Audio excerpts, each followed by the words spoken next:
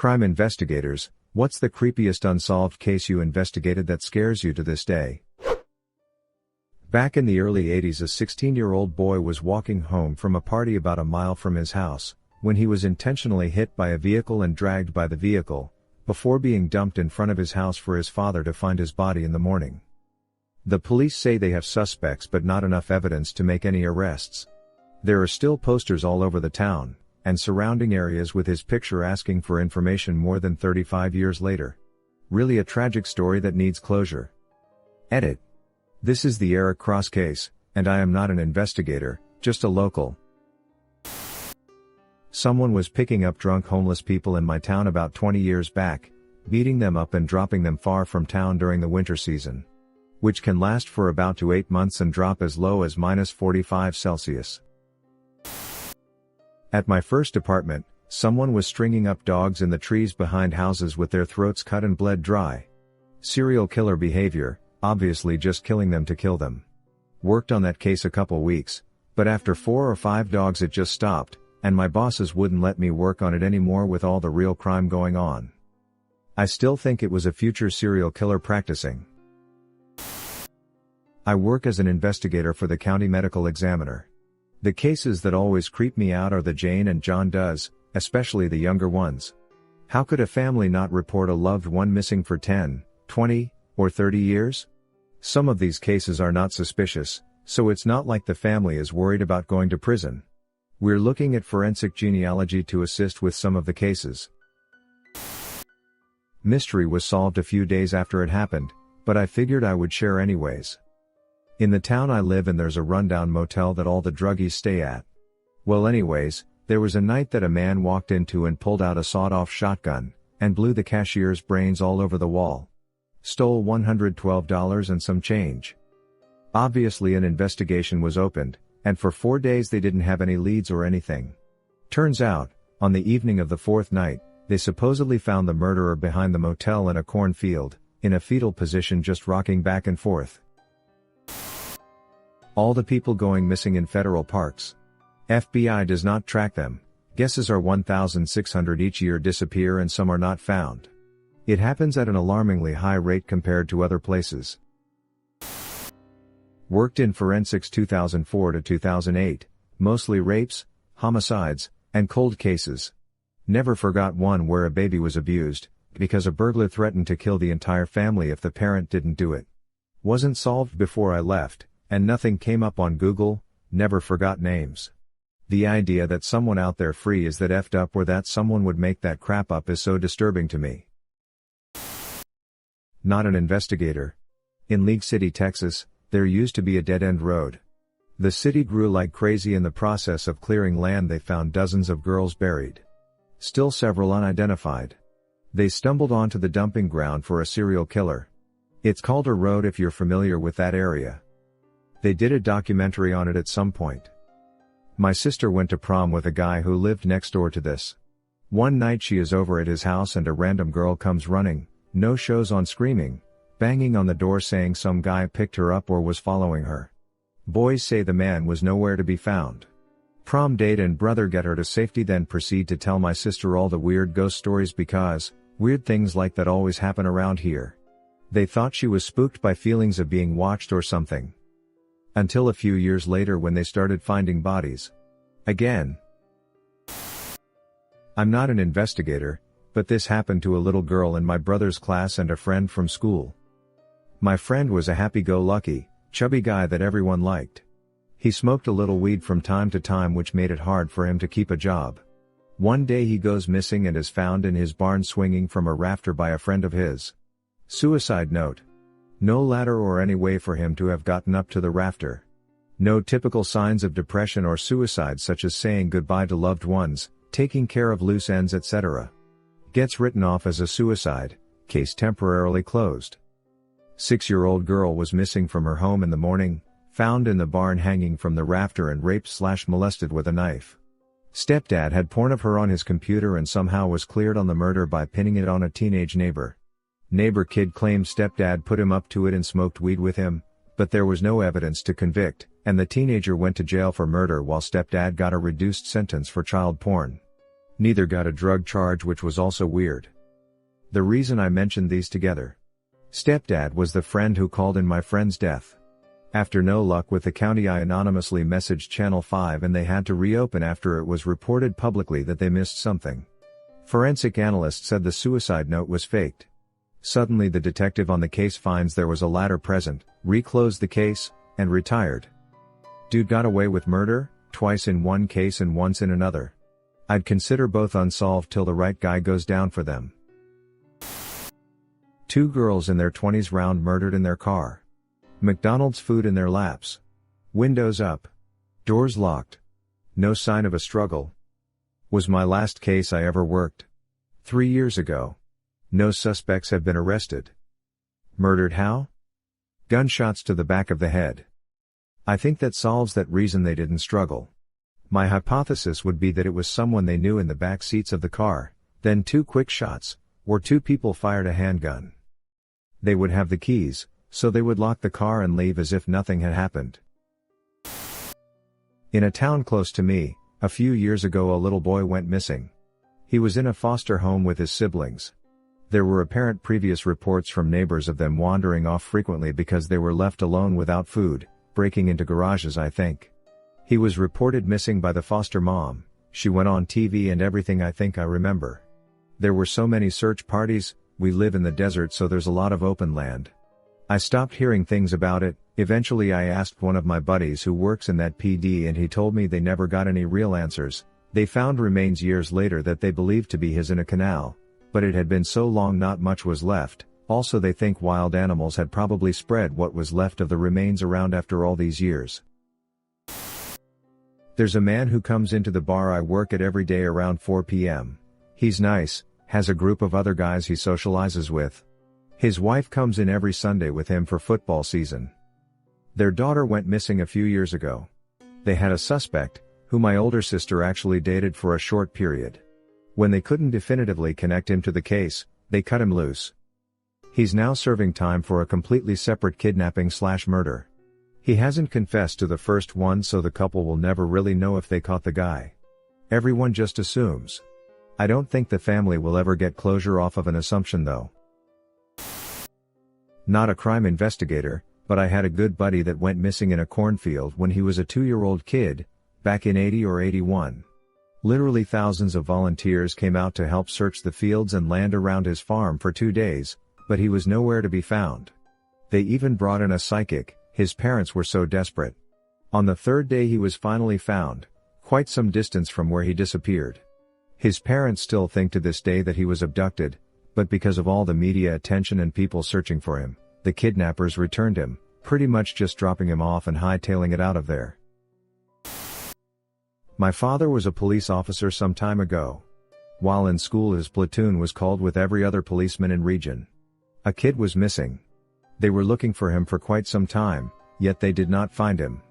He was supposed to be somewhere in small forest near the town he was living in. Kid just sunk. After some time, people would contact police and say that kid was seen almost 500 kilometers away. Alone. They had many suspects but all got the alibi. The case was open for almost 20 years and was closed like 10 years ago. We'll try to find some info about it edit post, but here in Poland we do not put such information to public. Not a crime investigator, but Diao Aging went missing about a decade ago and was found in boxes. It is estimated that she was cut up into around 2,000 pieces. When they put her back together they were missing a heart, spleen, and liver. My personal theory is black market organ transplants, to sell or to use I don't know, maybe to sell because the heart sells for around $1 million on the black market. I don't work in crime investigation anymore. I do animal rescue. But we kept receiving animals found stray that had been sexually abused with sticks, and we had to take them in, help them recover and find new homes. It happened for 2 years straight, then nothing. He's either dead, locked up or moved on to humans. Police have DNA but no one has ever been caught or linked to it. Not me, but my dad told me about this. On the Gold Coast in Australia in the 1990s, there was a Chinese mob. The wife of the leader wanted a new husband and boy toy. The following is all presumed, but she got people in the mob to kill him. She then presumably cut him up with a garden saw, This is based off of neighbors' reports of a chainsaw at 1 a.m. for long periods. It was presumed that she put the body in gym bags and put it next to the bin. A teenager saw the bags and wanted to take them, but he kicked the bags, and it was squishy, so he decided not to. When she reported her husband as missing, she was the prime suspect. The police found the bathroom covered in blood using UV light. The body was never found, so it could never be pointed to her. She was convicted on assumptions due to her already affiliation with the mob. She gets released next year from a life sentence. I'm a cop, but this isn't my case. The FBI believes that over nearly 2 decades a trucker or multiple truckers have been killing women and dumping their bodies along their routes. In 2004, an FBI wonk notices a trend of bodies being dumped along a commercial trucking route in the South and submits it to a crime tracking database. Texas analyst picks it up and they find dozens of identical cases. No leads to this day. No suspects. No convictions. Not one myself, but this case shocked everyone. Girl went missing, pregnant at the time, 36 weeks. Police interviewed everyone: the boyfriend, the other boyfriend, friends, mother, neighbors, etc. Body was found almost a year and a half later, on a shed. Not 100 yards from her house, the killer tied her up, and buried her alive, all the while she was on labor, then covered her with concrete. When found, the baby was halfway through the birthing canal, head already out. Case is still ongoing. They have a suspect, but there is still a couple of years away from anything concrete. On my town we found a dead body. The middle of a street, a good neighborhood. Never figured out who was this person since nobody ever filed a missing person for him. Creepy part? He was beheaded, and the head was inside his stomach. Sounds like some cartel stuff. Mind telling us what country? State? Venezuela. Oh yeah, cartel or gov did that crap. Similar things happened in Mexico where my family came from. How did they get the head into the stomach? They slit open the stomach, I'm assuming? Slit open and pulled out the intestines before. It seemed like they tried to do some stitches too. What still bothers me is that nobody ever found out who this guy was, and why got such an awful death, since the neighborhood is safe enough for this kind of crimes. Not a crime investigator, but the older brother of someone I went to high school with disappeared in August of 2017. He had gotten into drugs, went to rehab, and was trying to rebuild his life when he went to Maryland to visit a friend from rehab. When he got there, the friend had made other plans but sent him to hang out with this other woman in her 40s. He was not allowed at the woman's house, so she drove him to a piece of property her uncle owned, left him there to detox without any food, water or shelter, and claimed she would be back soon. She left him there for 3 days, claimed to drop off supplies, but his parents have their doubts about that. When the parents came a week later, he was gone and the woman claimed to not know where he went. A couple months later his body was found over 100 miles away. His death is being investigated and I believe the state is building a murder case against the woman. I will be following when that happens. Very sad story. If anyone wants to Google it, his name was David Gibson Smith. We had a neighbor who killed cats, by decapitation, and put them in the owner's mailboxes together with a note. He did this more than 50 times. When they found out who it was, they found that he was planning to kill a person and got a couple of years in jail. He now lives alone in a forest somewhere and cannot show himself in his hometown cause everyone know who he is. When I was a kid, a girl in my neighborhood went missing. It was a big thing and everyone searched and found nothing. Then about 3 weeks later the neighbors of the girl called the police. The teenage boy of their family killed the girl and put her body in his water bed. Obligatory, not a crime investigator. Richard Cody Haynes has been missing since September 11, 2004. His dad and stepmom were the last to see him alive. He refused to do his chores that night and he was forced to stay in the kitchen until midnight and was then sent to his room. His sisters were told to not go near him. There was a scuffle between Cody and his father's girlfriend, and at 2:30 a.m., his father went on a drive to look for car parts, while Cody was supposedly in his room and doesn't return until 4 p.m. the next day. During this time no one checked on Cody and at 5 p.m. his father filed a missing persons report. His father and his girlfriend lawyered up pretty quickly and it creeps me out that seemingly nothing is getting done about finding who killed him. I hope his mom gets justice for her son's killer. A girl in my town went missing this year. There were several theories running around and I managed to get some info because I'm a nosy bastard. They obviously suspected the boyfriend, someone twice her age, married and a very strict Muslim. She was in her late teens, white and was either an atheist or Christian. Learned a family member has a restraining order due to conflict. It's suspected to be an honor killing or she's been taken out of the country to be trafficked. I've read and learned about trafficking in the Middle East, it makes me hope she just ran away or she was killed. It's better than living through that. Not a crime scene investigator, and the case was solved but it never sat right with me. In my neighborhood a 30-year-old Russian girl with a mental disability went missing for 7 days. She was then found dead in a park, only partially clothed. She had been set on fire and died as a result of the burns. Edit. It was officially ruled a suicide. In high school I knew a girl through mutual friends in our very small town. She was a freshman and I was a senior. The story goes she was walking home around 1 a.m. from a community of trailers about 3 miles from town, and before leaving called her mom for a ride. Mom was a drug addict and refused to come get her. She never made it home. 5 to 6 years later I return home from the military and see a newspaper article. Her remains were found wrapped in barbed wire in a canal. The crazy part is that it had to be a local. I know this, because where they found her body was a popular swimming spot in the community, and was miles from town and on the completely opposite side of town from where she was the night she went missing. No one swims there now, and the whole thing is largely forgotten by the community with the exception of those who went to school with her. Anyone remembers this famous case where a girl went missing, looked like she ran away?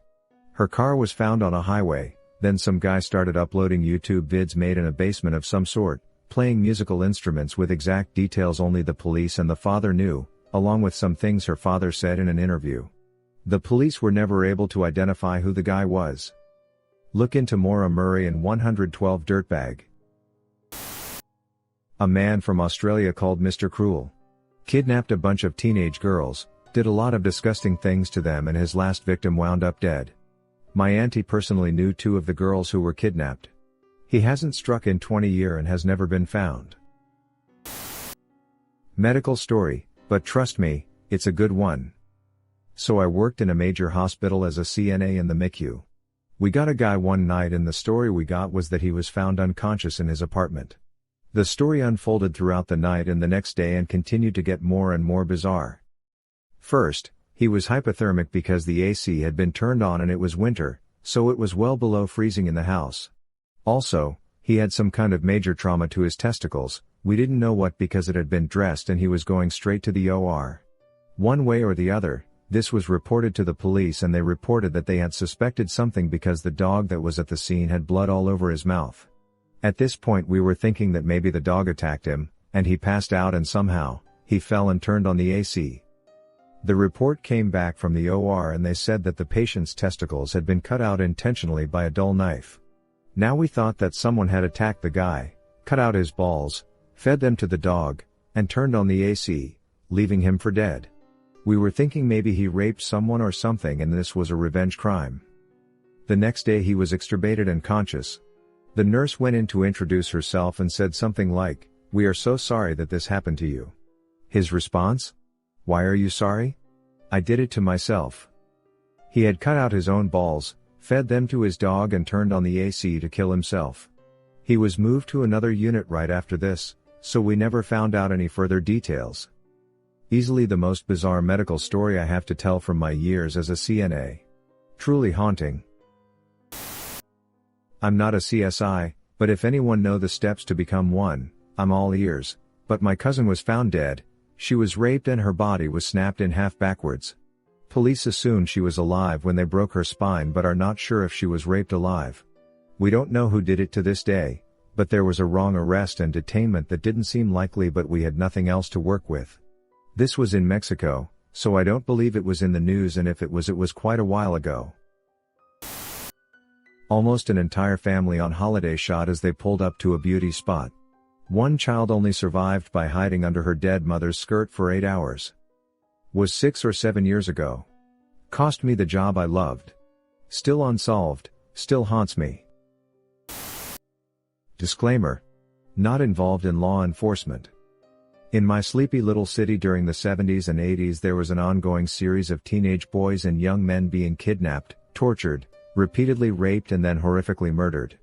It was almost an open secret that it was a group of judges, lawyers and some psychos for muscle. The cops seemed almost not to care at all because the victims were all homeless druggies or male prostitutes. Until one day, the gang made the mistake of kidnapping, raping, torturing and killing someone who mattered. The teenage son of a prominent media figure, so the police were forced to do something. Eventually a school janitor was arrested and put away for life. Everyone knows he's a patsy, but the murders stopped, and the patsy is probably the best looked after and richest man in the state prison system. There were also a couple of lawyers who were murdered, and it is suspected that they were involved but were deemed security risks by the others and taken care of.